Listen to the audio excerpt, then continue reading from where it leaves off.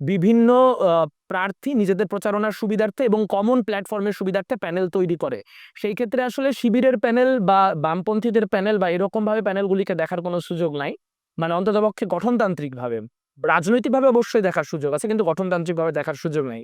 সেই জায়গা থেকে হরে ধরে শিবিরের সব ক্যান্ডিডেটের ক্যান্ডিডেসি বাতিল করতে হবে এরকম কোনো বক্তব্য আমরা দিচ্ছি না।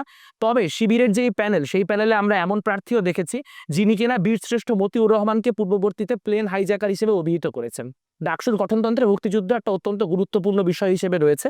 কাজেই এমন লোকের প্রার্থিতা কেন থাকবে সেই নিয়ে কিন্তু প্রশ্ন আমাদের তরফ থেকে অলরেডি প্রশাসনের কাছে আছে, যে যারা মুক্তিযুদ্ধ বিষয়ক পার্টিকুলারলি বাজে মন্তব্য করেছেন এবং মুক্তিযোদ্ধাদের প্লেন হাইজ্যাকার পর্যন্ত বলার ধৃষ্টতা দেখিয়েছেন। ডাকসুর গঠনতন্ত্রে যেখানে মুক্তিযুদ্ধ একটা অত্যন্ত গুরুত্বপূর্ণ বিষয়, যেখানে কিনা মুক্তিযুদ্ধ এবং গণ আন্দোলন বিষয়ক সম্পাদক পর্যন্ত রয়েছে, যেটি অত্যন্ত গুরুত্বপূর্ণ একটি পদ, সেই জায়গা থেকে আসলে এরকম একটি কাজ যারা করেছে তাদের প্রার্থিতা থাকা উচিত কিনা সেই বিষয়ক সন্দেহ তো আমাদের আছে।